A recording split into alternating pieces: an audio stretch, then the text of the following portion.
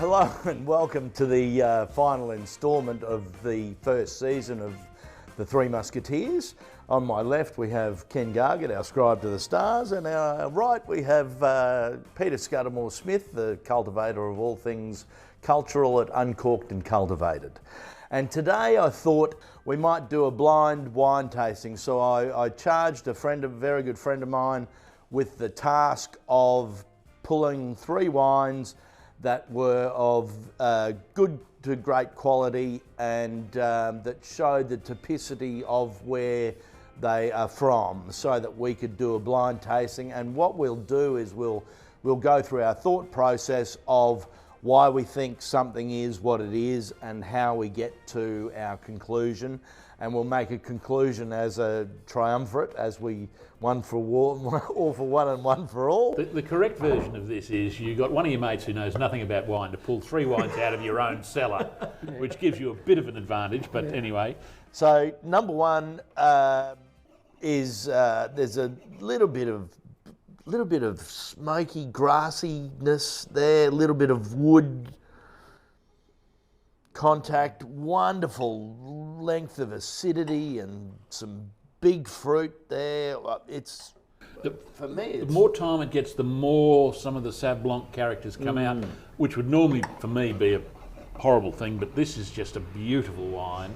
It's balanced, it's rich, the flavours are the stone fruit, minerally backing, peaches. There's so much in this wine. I love it. Absolutely love it. It is so engrossing. I rarely ever smelt orange blossom in a wine which is obviously 10 years old. So it's taken a long time for this character to develop. It's almost confounding that I don't know much about the wine. I have never seen it before in my life. And 40 years of drinking, you think you would have encouraged to find it. If I've got to guess, Didier Dagenhauer Silex from about at least, 20 give or take a few years. That's my guess. And this is going to go on the internet forever, me making a complete fool of myself, isn't it? I don't think it's that old. I think it's probably an 08 or 09, 2010. I did say give or take. Yeah. The wine has developed that orange blossom character with bottle age and nothing else. It's still quite fruity, but it's so acidic. It is so angular and still so flavoured. It's just gorgeous and long and...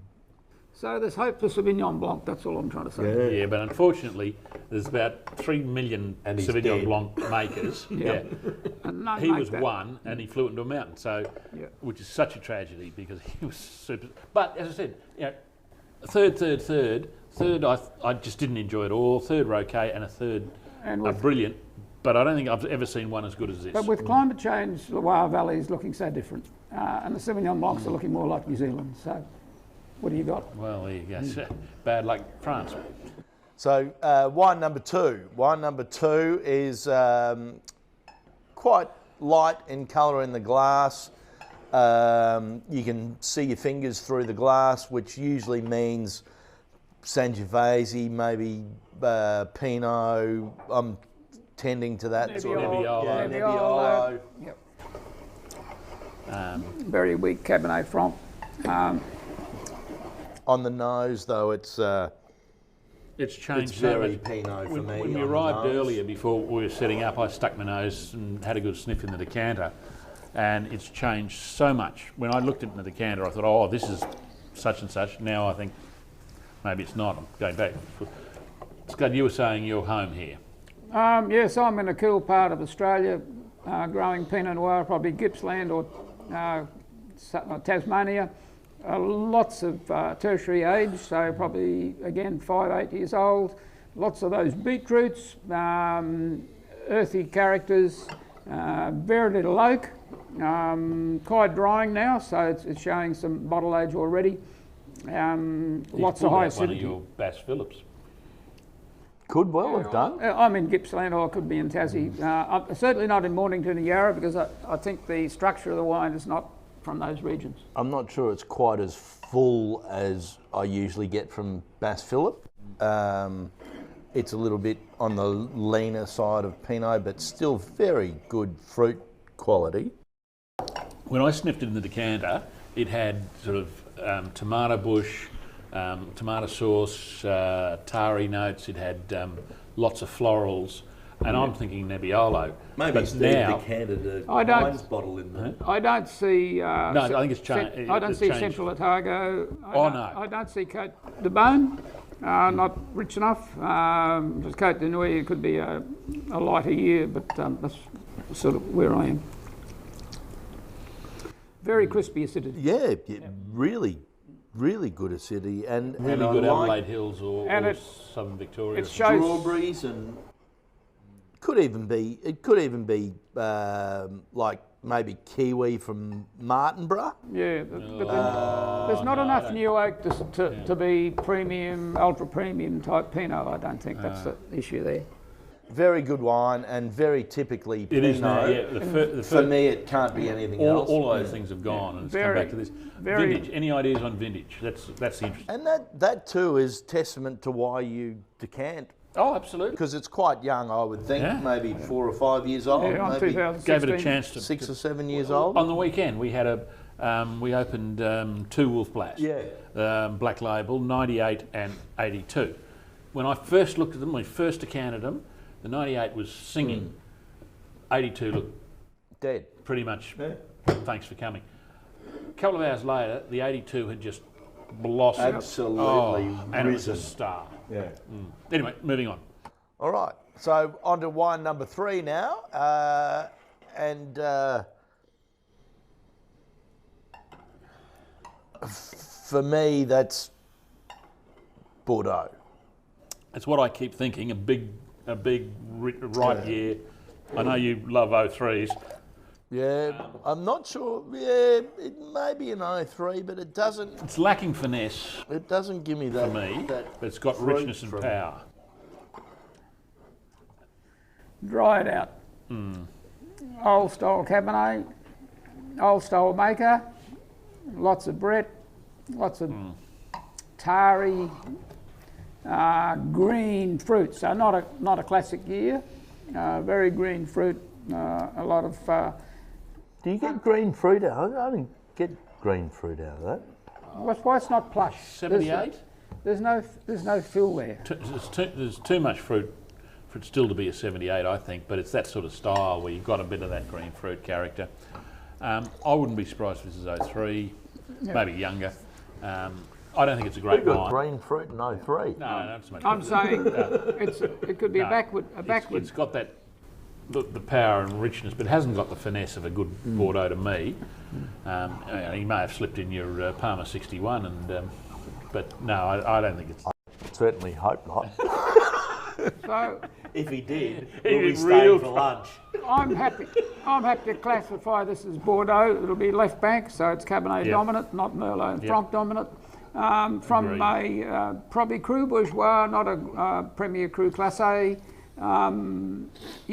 Probably it's very backward, so maybe 06 because it's very tannic and not generous. Maybe 07 where it was a little bit lightweight, but not from a great year. So it's not a 10, not a 9, not an 05. Yeah, I agree with all that. And just a Cabernet blend. Only thing I say is I wouldn't be surprised if it's from one of the growths, but I just don't think it's been a particularly successful effort. It's not a bad wine. I mean, if someone opened it, you'd happily drink it. I wouldn't because I just don't like Brettanomyces. Yeah, but you've got a million wines in the cellar, and you can drink anything you want any day. Is that right? He's staying home to 28 Krug. Okay. You're doing Mousy character. very well for picking up heavy bread in that because I don't think it's heavy at all. I think it's just. If I can pick it, But you are a the lot bread there. Nazi. You should see my wife. She's even worse. I normally miss it, so if I can pick it. Yeah. And some people too are infinitely more susceptible to stuff like cork taint and Brettanomyces and sometimes a whack of knowledge is a bad thing because you can't then drink the wine without thinking. And look, before we unveil it them, develops discernment. before we unveil them, I'm going to give my preference, if I may. 1 by a street, Daylight second, 2, 3. Yeah. That's the order. Yeah, I agree. Yeah, me Unanimous. Best wine, second best wine, long last. Me too. And that's. Bloody Lafitte never comes up, does it? Well, I hope he has. No, Latour. No, it'll be Latour. It would, yes. Here they come. God, if it's Latour. That's why I don't go. Here they Latour. come. I don't like the Brett. But now, You're kidding. Cloudy Bay to Cocoa. Oh my God. And Barnow. Turn around for people. I said not an Oh my 05. God. I said 06 or 07. Okay. So, yeah. So Kiwi Sauvignon Blanc. What year? 14. Okay, that is the most extraordinary thing.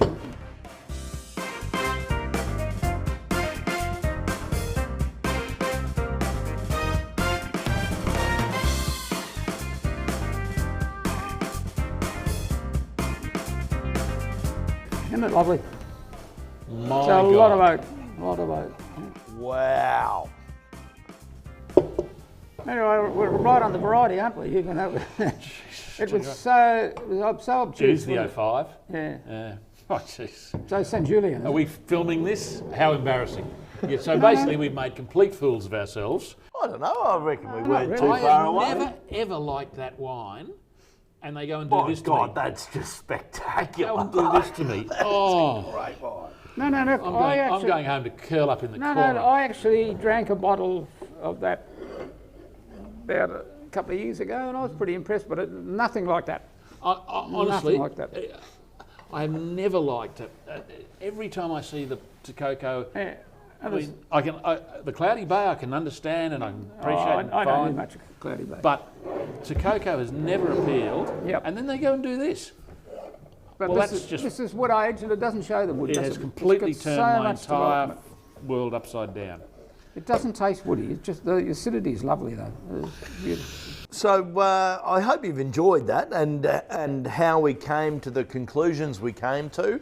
And with blind wine tasting, it's more of what it's not than what it is, and you sort of chop it down and hone your opinion of the wine. It's just such a great shame that none of this will ever come to light because we're going to destroy the video the second we're finished. I can say a couple of things. One is that you develop your experience and you stick to what you recognise. Don't let anybody else influence you. If you think it's Sauvignon Blanc, and we all thought it was Sauvignon Blanc, we actually thought Chenin Blanc originally and wiped that out because it didn't smell like Chenin.